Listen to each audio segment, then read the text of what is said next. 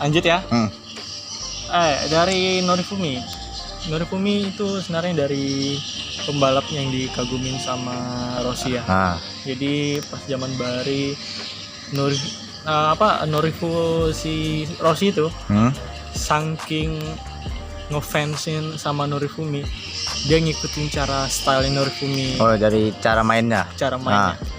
Norifumi itu terkenal di setiap tikungannya. Dia di setiap tikungan pembalap.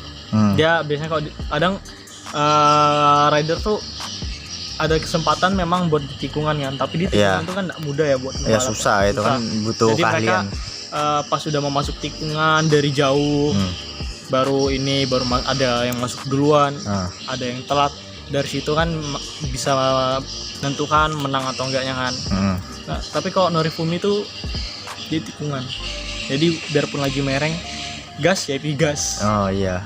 Walaupun resikonya jatuh terpleset atau apa gitu kan, dia tetap gas. Dari situ makanya Rossi dulu tuh menang terus kan. Iya, jagonya Rossi dulu tuh ya karena itu dari Norifumi, dia dari situ dia belajar. Norifumi tuh tim apa dia dulu? Yamaha juga? Honda. Oh, Honda. Honda. Tahu deh. Ya, pokoknya itu cari aja di Google. Sampai kita nggak tahu saking legend. Namanya itu Norifumi AB. Itu bahari banget. Terus tadi helmku ya? Ya. Itu Sakata itu lebih, kalau bisa dibilang sih kayaknya lebih tua Sakata sih dari bandingan sama AB, Norifumi AB. Kalau kuliatin ya, tapi nggak tahu kalau misalkan aku search di Google tahun berapa. Tapi yang jelas itu dari array bahari banget itu sudah dipakai gitu loh. Array RX1 gitu ya? Atau belum? Nah, kayaknya sih iya. Masih awal-awal. Itu lama banget sih, udah tahun 2001 2002 kayaknya. Enggak tahu ya. Satu juga aku. Lama banget. Tapi array itu bentuknya masih kayak gitu aja kan maksudnya? Iya, beda dikit ya. Iya, beda sampai dikit. Tahun sekarang. Paling dia cuma ventilasi. Iya, ventilasi. Sama mekanismenya doang yang diganti. Itu aja array. Kalau sekarang yang baru lagi yang ada spoilernya yang belakang gitu ya? Itu sebenarnya buat balap. Nggak boleh itu? Katanya sih nggak dipublikkan ya. Karena itu buat race use only. Tapi ada isu juga katanya mau diproduksi massal. Tapi buat helmnya khusus buat RX-7X doang sih. Itu sih yang kecewanya, maksudnya kecewa tuh nggak bisa kayak buat model array lama kayak RR5, RR4. Kayak punyanya Haris tuh. Ya, Haris. Punya Haris kan itu coba tebak, kita RR berapa? 3. Ya kan? Ya, yang putih-putih kan lah. Lama aku banget. Sudah ada cerita sama Haris waktu itu. Nah, itu RR3.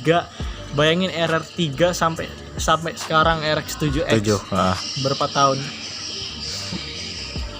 Lama kan? Iya, lama. Tapi bentuknya masih kayak gitu. Iya, kan? Masih kayak gitu aja, bulat gitu. Arah itu beda dikit, hampir sama semuanya.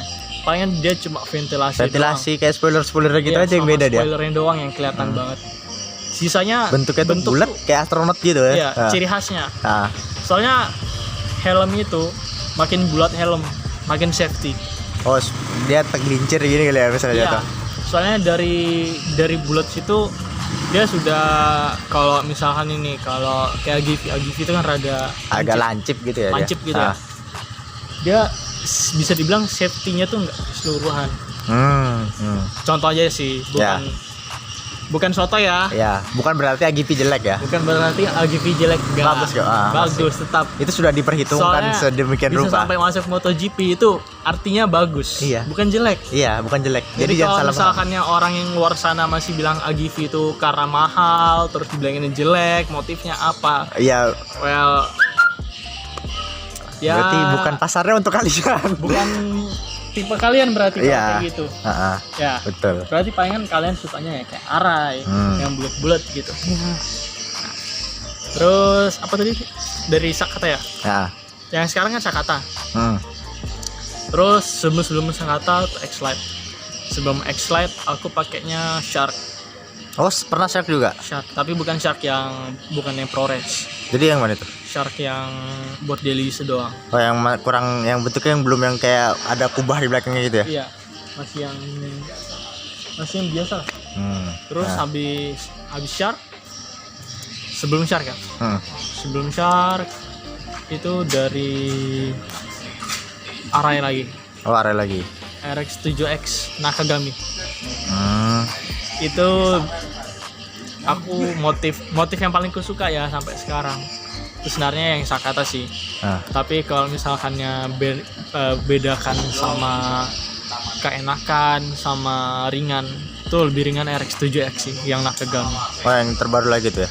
Itu RX7X kan model tahun sekarang nih, yang paling baru. Bisa bilang dari tahun kemarin lah, atau enggak dari 2 tahun kemarin.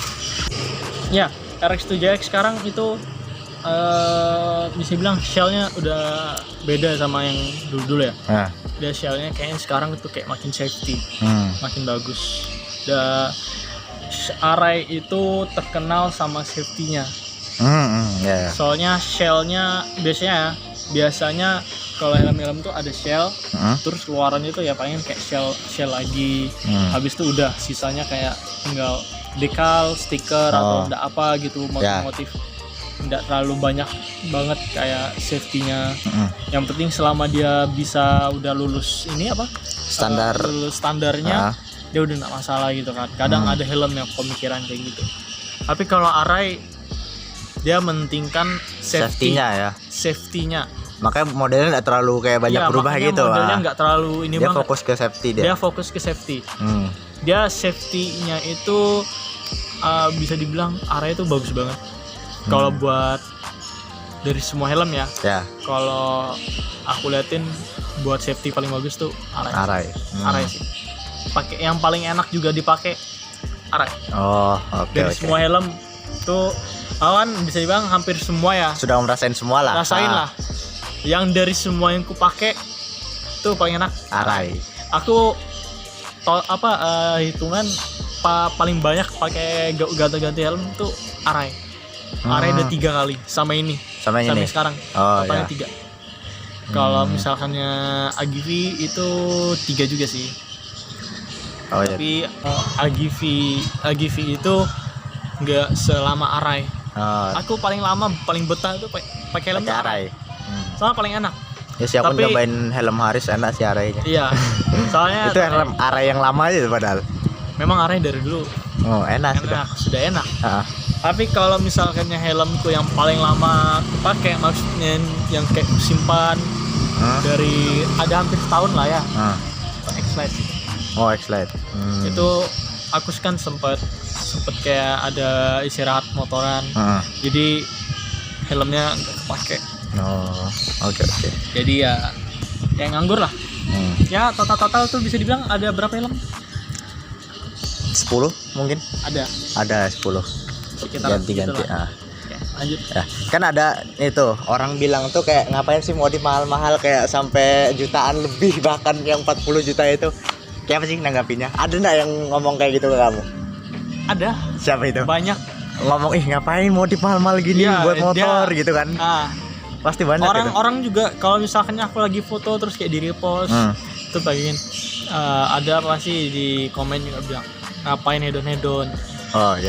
Pasti ada orang. Ya pasti. Tuh satu, gue bilangin. Kalau misalkannya iri, bisa komen. Dia aja. Soalnya kalau kamu komen, aku makin naik, kamu tetap di situ. Bujur. Cuma makanya kerja ya kan. Misalkannya memang juga mau modif kayak gini juga, usaha. Simple banget loh, usaha. Kenapa juga tadi nanya apa? Kenapa aku modif mahal? Kayak misalkannya harus modif ini, harus modif itu. Selera sih ya itu ya. Sip. Nanti gue kasih lihat ya. Dari Motoland di sini tulisannya Follow your passion. Kalau misalkannya passion memang di motor, passion memang suka memodif motor, lakukan. Ya jalanin, usahakan.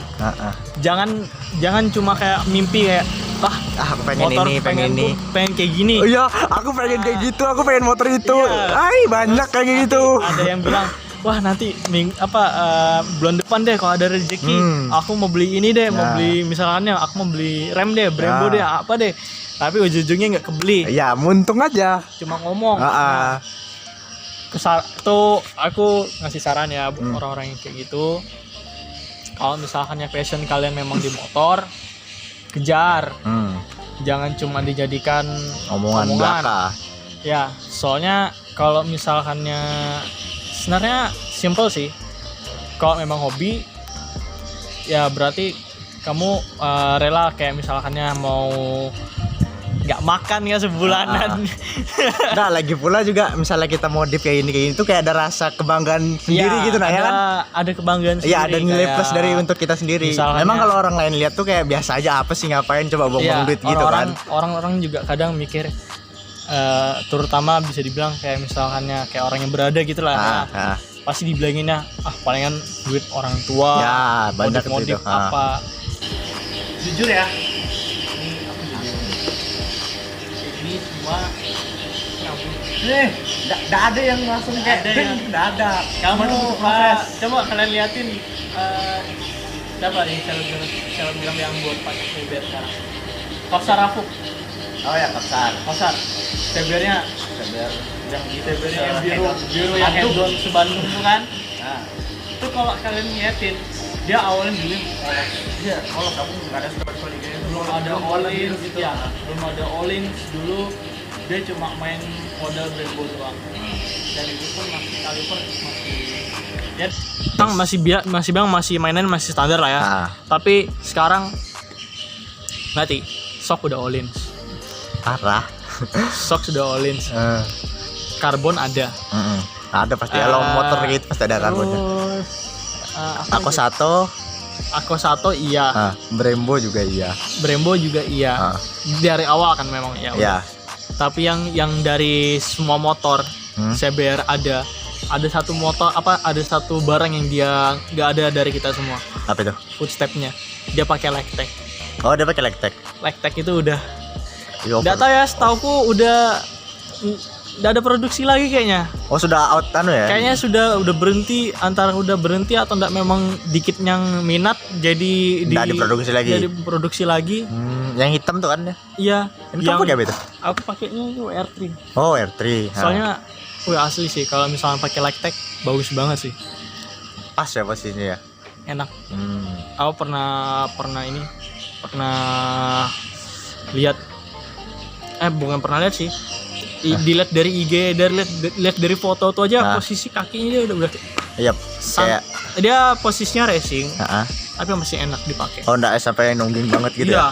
Ini kalau pakai ini besar kursinya guys. Ini sampai gini banget. Iya. Tapi syukurnya aku kan orangnya enggak terlalu tinggi banget ya. Ya, enggak terlalu nekuk lagi kan. Enggak terlalu tekuk. Aku pernah nyuruh Bang Bakti pakai. Bang Bakti badannya kan besar. Ya agak tinggi kan dia. Tinggi juga. Terus ini dia naik gitu. Dia bawa motor ini.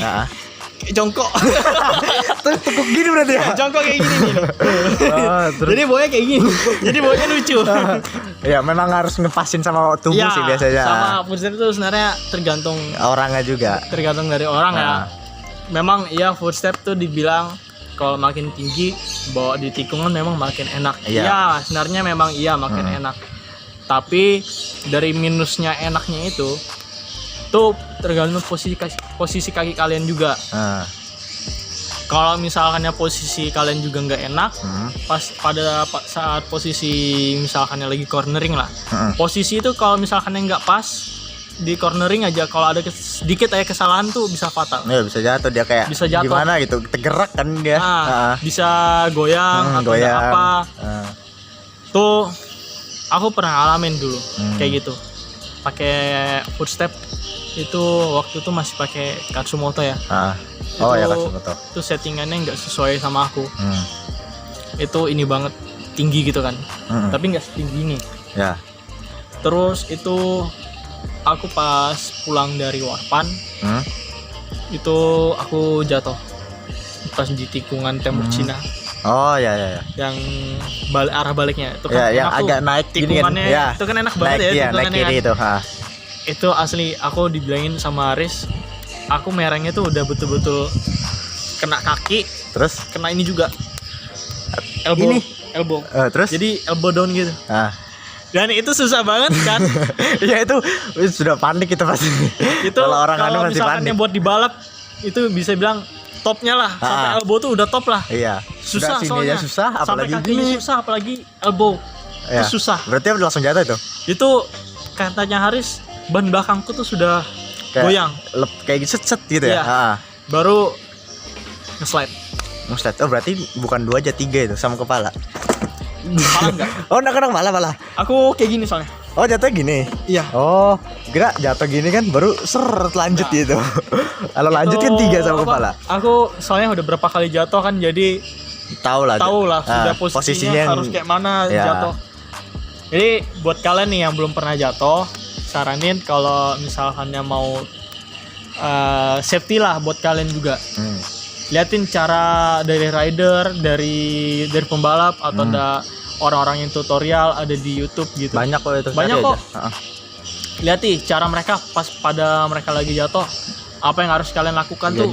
Jatuhnya tuh enggak sembarangan gitu ya. Iya, enggak boleh sembarangan. Kayak misalnya kamu jatuh terus kayak udah bawa plong aja gitu, badanmu terlempar kemana ya. Kadang tuh ada juga yang kayak motor megangin motornya malah. Iya, itu bahaya banget sih. Kayak merpertahankan motornya itu malah bahaya, kayak kakimu bisa kesangkut. Kalau misalkan jatuh, motor tuh lepas aja. Masalah rusak tuh belakangan. Yang penting kalian dulu selamat lah. Daripada motor rusak kalian enggak pulang, tinggal lama kan. Malah bikin pusing orang tua. Pas dicek loh, wah motornya nggak kenapa-kenapa, tapi orangnya kenapa-kenapa. Kan malah tambah parah gitu kan. Oke, lanjut. Nah, apa lagi? Cewekmu tahu nggak sih kamu modif sebanyak ini? Ini pertanyaan yang harus dijawab ini. Kan pusing. Kamu tahu total semua gini? Tahu belinya mahal semua gini? Tahu. Kalau orang tua bang? Orang tua tuh tahu. Nggak ada protes gitu, kayak tanggapan kayak mahalnya gitu, kenapa bisa mahal gitu kan? Kebanyakan orang tua nggak tahu gitu kan? Sebenarnya yang komplain itu bos cewek sih. Bos cewek cuma bilang, ya sih, memang biasa gitu. Sudah modif, mau apa lagi dimodif udah bagus motormu. Udah cukup ini lah. Sudah bagus, Cok, kasih ke sini nah. Ini masih kurang ini. Terus disaranin lah, sudah lah modif lah. Coba kamu uangnya tabung. Kamu beli misalkan yang lain, apa yang kamu mau gitu. Tapi aku ada sempat bilang sih sama bos cewek, ada satu dari dulu sih sebenarnya. Satu item yang memang pengen ku beli banget. Apa itu? Itu depan belakang tuh Brembo. Ini kan alhamdulillah depan kan sudah nih. Ya, yang belakang belum ya? Yang belakang belum. Masih nisin. Masih bawaan. Aku mau megang Brembo dulu. Rem mahal, guys. Baru pertama kali megang nih aku. Terus. Terus ya buat sekarang sih kayaknya cukup atau lagi? Kucing lewat. Ya apa? Ya buat sekarang sih kalau aku liatin sih cukup sih sebenarnya. Tapi ya namanya pengen ya. Kalau bisa dibilang pengen itu mau ngindarinya itu susah. Iya sih. Mudah. Apalagi kalau kayak sudah kepikiran, nanti motorku modifnya bakalan pakai kayak gini. Memang itu yang mau kejar. Iya, harus itu kayak dapat gitu. Harus ini sih. Kalau udah ada kepikiran kayak gitu harus dikejar sih memang. Iya. Nanti kepuhunan. Soalnya betul. Kalau orang Banjar bilang kepuhunan. Nah. Tapi buat kayak gitu sebenarnya ngaruh juga sih sama modifan. Kalian enggak beli apa yang kalian mau, misalkan ke bengkel terus ada kepikiran, tadi aku kenapa beli kayak gini, nanti kepikiran ke bawah sampai tidur tuh ke bawah gitu. Pasti. Oke. Ya, kayaknya itu aja ya. Sudah sore. Ini mau pulang lama aku nih. Nanti buka di jalan aku, oke? Oke, kayaknya cukup itu aja. Kita ngobrol-ngobrol sama Abel. Nanti lanjut reviewnya ya. Mungkin kapan tuh kita bisa review full tuntas. Full review ya. Selesaikan aku buka sama cekku dulu. Oh, so nanti kabarin aja nanti dikabarin ya. Nanti kita mau review motornya Abel CBR ya. Nanti kita review CBR tuntas dari ujung sampai belakang, kita bahas semua lebih lanjut. Karena waktu yang tidak memungkinkan untuk kita lanjut, jadi kita tutup dan kita akhiri sampai sini saja. Oke. Makasih Abel ya sudah bisa diajak ngomong-ngomong gini. Banyak sekali informasi yang sudah kita dapat dari Abel ini. Jangan lupa untuk like, comment, and subscribe. Jangan lupa follow IG-nya Abel di mana? Ya. Follow akun pertama ya, itu Abel Aldila. Nanti taruh aja nanti taruh di deskripsi. Terus sama kalau misalkan kalian yang pengen foto atau minta jasa foto lah, plus edit.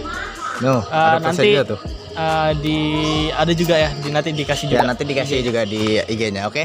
Terima kasih guys. Dadah.